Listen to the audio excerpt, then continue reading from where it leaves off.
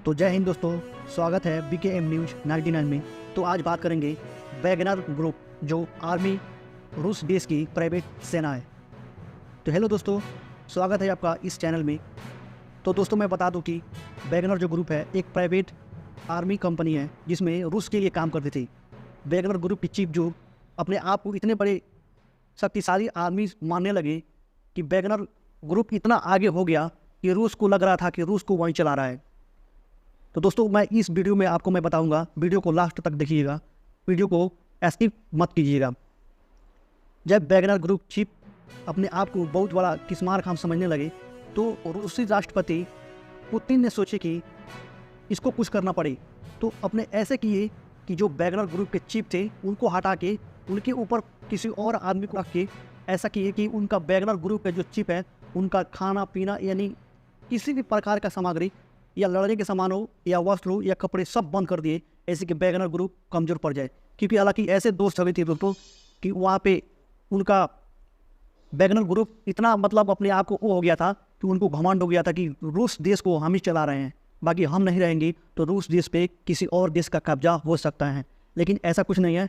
Putin भी कच्चे खिलाड़ी नहीं है। पुतिन भी एक ऐसे षड्यंत्र रचे हैं कि वैगनर ग्रुप के जो चीफ थे उनकी खटिया खड़ी हो गई है। तो आगे इस वीडियो में चलिए शुरू करते हैं दोस्तों। वैगनर फाइटर की विरुद्ध विद्रोह। पुतिन एक दूसरे की अकेला छेड़छाड़ पर सहमत, लेकिन रूसी सैनिक की तरह वैगनर जूनियर कमांडर और उसकी सेना को उस ऑपरेशन के बारे में कोई जानकारी नहीं थी जिसकी वे हिस्सा थे। वैगनर ने भारत के सैनिक ने सीमा पार की और सशस्त्र विद्रोह के दौरान बिना किसी प्रतिरोध के रूस पे प्रवेश किया, और यदि कोई था तो रास्ते में यातायात पुलिस द्वारा उन्हें सलामी दी गई। रास्ते में यातायात पुलिस द्वारा भारत के समूह के एक जूनियर कमांडर ने कहा, जैसे किसी BBC ने उद्देश्य किया। उन्होंने आगे कहा कि बॉस एवेगनी प्रिगोजिन के आदेश के अनुसार लड़ाकों को यूक्रेन छोड़ने के लिए कहा गया था। उन्हें इस बात की जानकारी नहीं थी कि वे कहाँ जा रहे हैं। वैगनर ग्रुप सैन्य कंपनी की सदस्य रोस्तोव ऑन डॉन की एक सड़क पर एक टैंक के ऊपर बैठे हैं। जिस तरह रूसी सैनिक को नियमित अभ्यास के एक हिस्से के रूप में यूक्रेन की ओर मार्च करने का आदेश दिया गया था, बाद में उन्हें एहसास हुआ कि वे अपने पड़ोसी देश के साथ युद्ध में हैं। किसी भी अन्य सेनानियों की तरह जूनियर वैगनर कमांडर को उस ऑपरेशन के बारे में कोई जानकारी नहीं थी जिसका वह हिस्सा था। उन्होंने अंग्रेजी प्रसारक को बताया, हमने टेलीग्राम से सीखा कि यह क्या हो रहा था, बिल्कुल आपकी तरह। ऑपरेशन कितना अस्पष्ट था इसका एक देने के लिए जूनियर कमांडर ने कहा कि उनके टुकड़े को दक्षिण रूस के महत्वपूर्ण सैन्य शहर रोस्तोव ऑन डॉन के प्रवेश करने के बाद संघीय सुरक्षा सेवा AFSB कार्यालय भवन को घेरने के लिए कहा गया था।